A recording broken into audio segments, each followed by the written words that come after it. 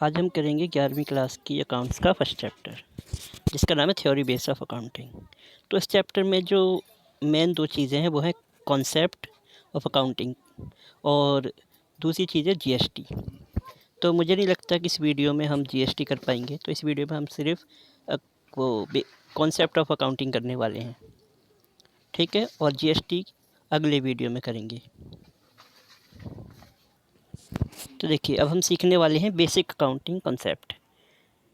तो accounting concept होते क्या हैं? The basic accounting concepts are referred to as a fundamental ideas or basic assumptions underlying the theory and practice of financial accounting and are broad working rules for all accounting activities and developed by the accounting profession. The important concepts have been listed as below. देखिए यहाँ पर लिखे हुए हैं जो हमारे concepts हैं, ठीक है।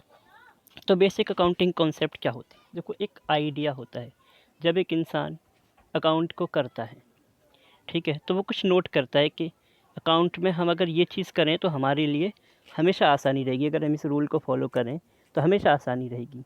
तो एक इंसान ने वो ढूंढा ये आइडिया, दूसरे तक फॉरवर्ड किया और कहा कि तुम अगली बार जब अकाउंट बनाओगे तो इन चीज़ों का ध्यान रखना, तुम्हारे लिए आसान रहेगा। तो उस इंसान को अपनी तरफ से ज़्यादा मेहनत नहीं करनी पड़ती और ये तरीका जैसे जैसे आगे बढ़ता गया, जो अकाउंटिंग के जो कॉन्सेप्ट थे वो इंट्रोड्यूस होते गए और इस तरीके से हमारे पास इतने अकाउंटिंग कॉन्सेप्ट अभी अवेलेबल हैं, ठीक है। तो एक कॉन्सेप्ट क्या होता है? एक सोच होती है किसी चीज़ को करने की कि हमें कोई काम किस तरीके से करना है, ठीक है। और ये ज़्यादातर पूरी दुनिया में एक ही तरीके से लागू किए जाते हैं।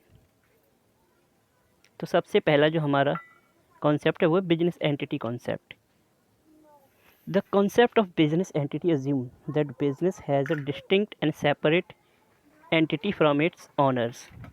It means that for the purpose of accounting, the business and its owner are to be treated as two separate entities. तो इसमें बेसिकली एक बात बोली गई है कि हम बिजनेस और उसके ओनर की जो अस्तित्व है या जो उनकी आइडेंटिटी है, उन दोनों को अलग अलग रखेंगे। यानी कि जो बिज़नेस है उसको एक अलग पर्सन के रूप में हम आइडेंटिफाई करेंगे और जो ओनर है उसको एक अलग पर्सन के रूप में, ठीक है। और जो एक्टिविटीज़ होंगी, जो उनकी असेट्स होंगी, जो उनकी लायबिलिटीज़ होंगी, वो भी अलग अलग होंगी। यानी जो ओनर है उसकी असेट्स और लायबिलिटीज़ उसकी पर्सनल होंगी, उससे हमें कोई लेना देना नहीं है। अकाउंटेंट को सिर्फ बिज़नेस में जो लायबिलिटीज़ हैं और जो उसकी असेट्स हैं उनसे मतलब होता है, ठीक है। सपोज़ एक एग्ज़ाम्पल है कि अगर मान लो कि बिजनेस से ओनर ने कुछ पैसे ले लिए, ठीक है, तो हम क्या करेंगे? हम उस पैसे को बिज़नेस का लोन मान लेंगे, उस आदमी के ऊपर लायबिलिटी मान लेंगे जो उसने बिजनेस से उधार ले ली है, ठीक है। और जब वो आदमी बिज़नेस में अपना पैसा लगा देगा तो उस आदमी का पैसा उधार बिज़नेस पे हो गया। इसीलिए हम कैपिटल को एक लायबिलिटी की तरह लेते हैं कि एक व्यक्ति ने बिजनेस को कुछ पैसे उधार दे रखे हैं जो एक वक्त पर हमें चुकाने पड़ेंगे। तो जब मालिक उधार देता है तो उसको हम कैपिटल की तरह लगाते हैं, कैपिटल को एक लायबिलिटी के रूप में लेते हैं, ठीक है।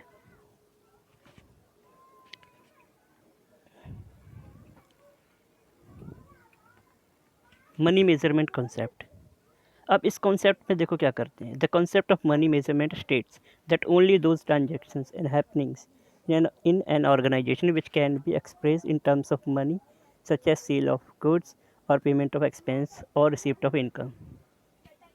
देखो, इसमें ये कहा गया है कि अकाउंट्स के अंदर हमें सिर्फ उन्हीं ट्रांजैक्शंस को नोट करना है या रिकॉर्ड करना है जिसको हम पैसे के रूप में लिख सकते हैं। ऐसी कोई बिजनेस एक्टिविटी जिसको हम पैसे के रूप में नहीं लिख सकते वो हमें अकाउंट्स के अंदर नहीं लिखनी, ठीक है। ये एक सीधा साधा रूल है अकाउंटेंट्स जो होते हैं हमारे, उनके लिए। देखिए, मैं दो एग्जांपल देता हूँ। जैसा कि अगर हमने कुछ बेचा है या कहीं से कुछ ख़रीदा है तो हमें पता है कि हमने कितने रुपए का ख़रीदा है और क्या उसकी कीमत है और कितने का बेचा है। तो इसको तो एक अकाउंटेंट अपनी बुक्स में लिखना ज़रूरी है। लेकिन एक मीटिंग हुई मैनेजर्स की और उन्होंने कंपनी के लिए कोई एक एजेंडा बनाया कि आज हम कंपनी में इतनी कैपिटल और बढ़ा देंगे, ठीक है। लेकिन कैपिटल बढ़ेगी तब बढ़ेगी, लेकिन अभी जो डिसीजन लिया गया है, जो मीटिंग हुई है, ये एक अकाउंटेंट को अपनी बुक्स में लिखने की कोई ज़रूरत नहीं होती, ठीक है। तो इस तरीके से हमें सिर्फ एक अकाउंटेंट को वही एंट्री करनी है जिनको वो पैसे के रूप में लिख सकता है।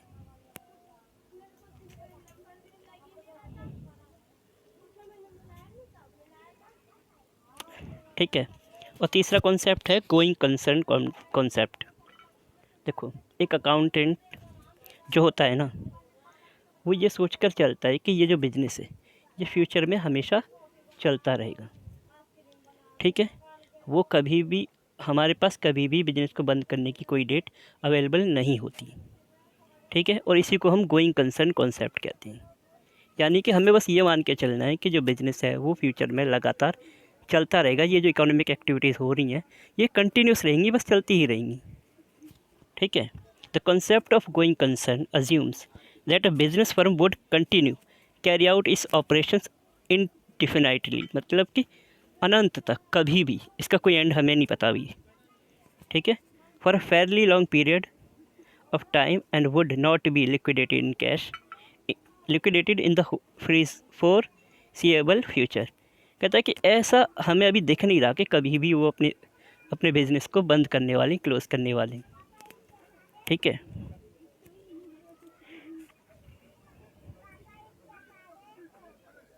Accounting period concept. देखिए, अकाउंटिंग पीरियड क्या होता है। अब अकाउंट्स में हम हमेशा लिखते रहें लिखते रहें लिखते रहें, इतना भी सही नहीं है कि हमेशा बस लिखते ही रहो लिखते ही रहो और हमें कोई रिजल्ट ना मिले। तो क्या करते हैं कि अब एक फ़िक्स टाइम ले लेते हैं कि हर एक फ़िक्स टाइम के बाद में हम अपने अकाउंट्स को चेक करेंगे और हमारी बिजनेस की जो पोजीशन है वो फाइंड आउट करेंगे कि हमारी बिजनेस की एक्चुअल पोजीशन क्या है, कितनी हमारे पास असेट्स हैं, कितनी लायबिलिटीज़ हैं जो हमें पे करनी है, दूसरा हमारा बिजनेस अच्छा चल रहा है या नहीं चल रहा है, ठीक है। तो इसके लिए हम कितना टाइम लेते हैं, 1 साल का। लगभग पूरे वर्ल्ड में 1 साल का पीरियड होता है। हाँ, डेट्स अलग अलग होती हैं कि वो कब से शुरू करते हैं कब एंड करते हैं। कहीं पर ये 1 जनवरी से 31 दिसंबर तक होता है, लेकिन ज़्यादातर केस में ये 1 अप्रैल से 31 मार्च तक होता है। जो हमारा फिजिकल ईयर चल रहा है इसको हम इंग्लिश में फिजिकल ईयर कहते हैं। ये जो फिजिकल ईयर है वो 1 अप्रैल से 31 मार्च के लिए होता है ज़्यादातर देशों में, और हमारे देश में भी और बाकी ज़्यादातर देशों में ये जो फिजिकल ईयर ये अभी चल रहा है वो है 1 अप्रैल 2020 से 31 मार्च 2021। तो इसको एक फिजिकल ईयर के रूप में इस पीरियड को गिना जाएगा। और जब अगला फिजिकल ईयर स्टार्ट होगा 1 अप्रैल 2021 से 31 मार्च 2022 तक, ठीक है। आई होप सो कि समझ में आ गया होगा।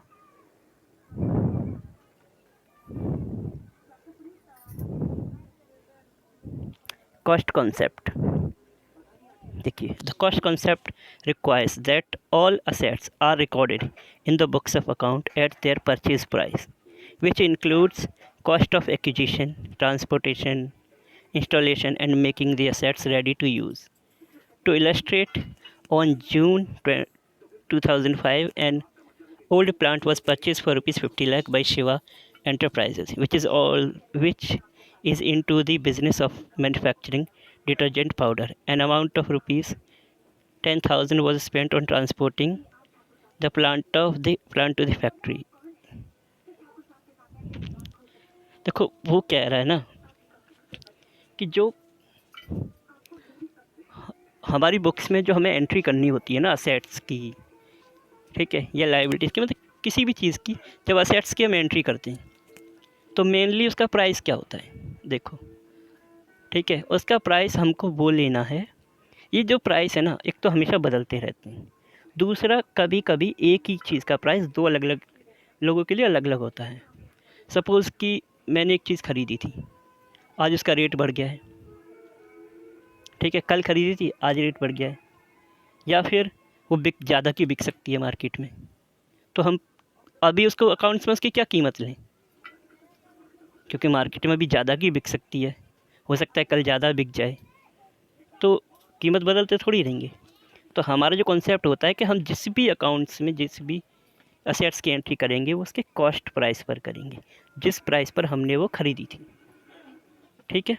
हाँ, फिर ईयरली बेसिस पर अगर हम उसमें कभी डिफरेंस कभी भी वो करना चाहें, चेंज करना चाहें किस इन केस, वो बाद की बात है, लेकिन नॉर्मली हम सिर्फ कॉस्ट पर ही लिखना होता है। हमें जो भी असेट्स की एंट्री करनी है वो उनकी कॉस्ट प्राइस पर करनी है। इसमें एक एग्जांपल दे रखा है, जैसे 50 लाख की एक मशीन ख़रीदी थी, फिर उसको ट्रांसपोर्ट करने में यानी कि फैक्ट्री तक लाने में 10,000 रुपये लगे। ठीक है।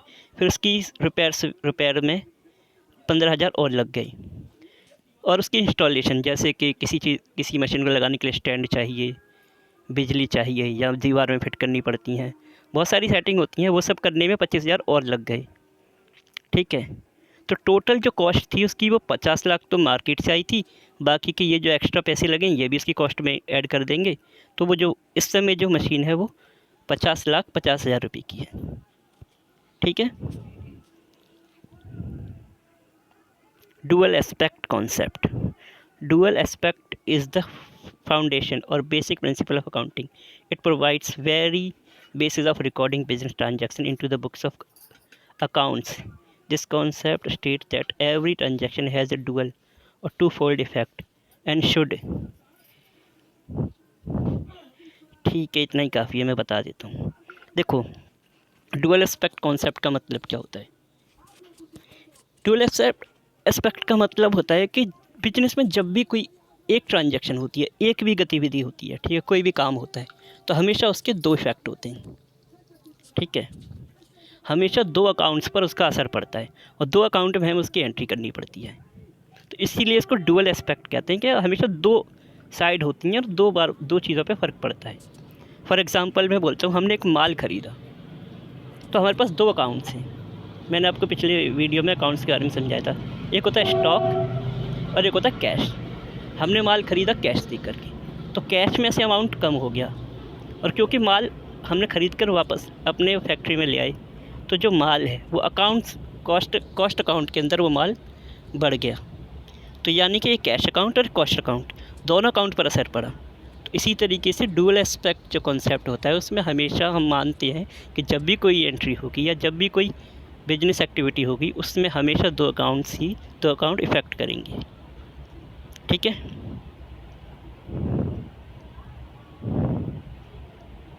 Revenue recognition concept. The concept of revenue recognition requires that the revenue for a business transaction should be included in the account records only when it is realized.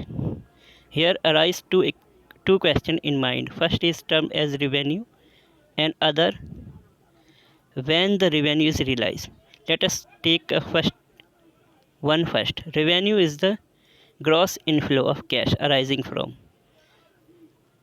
1. The sale of good and service by an enterprise, used by other enterprises, resources yielding interest, royalties and dividends. Secondly, revenue is assumed by realizing when a legal right to receive it arise. देखो, इसमें क्या रखा है कि revenue recognition concept. देखिए, सबसे पहले हम रेवेन्यू का मतलब पता करते हैं, रिकॉग्निशन का बाद में। रेवेन्यू का मतलब होता है कि हम अपने बिजनेस से जो भी पैसा कमा रहे हैं ना, अपने बिजनेस एक्टिविटीज़ से, उसको हम रेवेन्यू कहते हैं। ठीक है।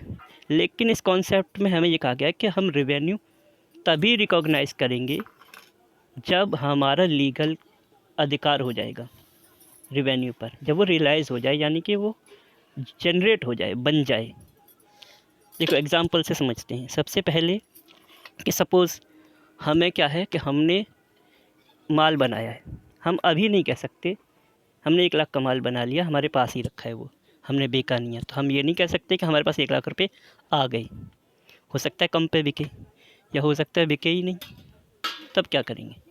तो हम अपनी सेल्स या अपने रेवेन्यू को तब मानेंगे जब वो रियलाइज़ हो जाएगा। तो इसका मतलब ये है कि जब भी हमें कुछ मिलने वाला है, ये नहीं मानेंगे हम, जब हमें वो मिल जाएगा तब।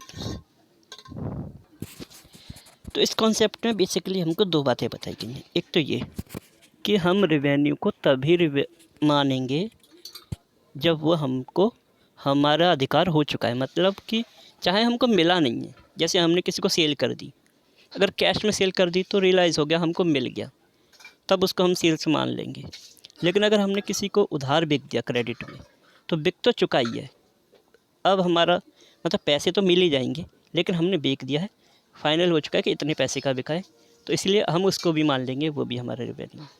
तो इस तरीके से जब रेवेन्यू हमको हमारा काम हो जाएगा, मतलब कि रेवेन्यू जब रिकॉग्नाइज तभी करेंगे जब वो रियलाइज़ हो जाएगा, ठीक है, उससे पहले नहीं। कि माल रखा है अभी बिका नहीं है तब नहीं, जब बिक चुका है, चाहे पैसा मिला है नहीं मिला है, लेकिन बिक गया है, जो हमारा पैसा बनना था किसी पर वो बन चुका है, ठीक है। ऐसे ही मान लो कि हमने किसी को अपना एक गोडाउन था रेंट पे दे रखा है, ठीक है, महीना बीत गया, महीना पूरा हो गया, उसने दिए या नहीं दिए, हमारा हो गया उस पर, ठीक है। तो इस कंडीशन में ही हम रेवेन्यू को रिकॉग्नाइज़ करेंगे, ठीक है।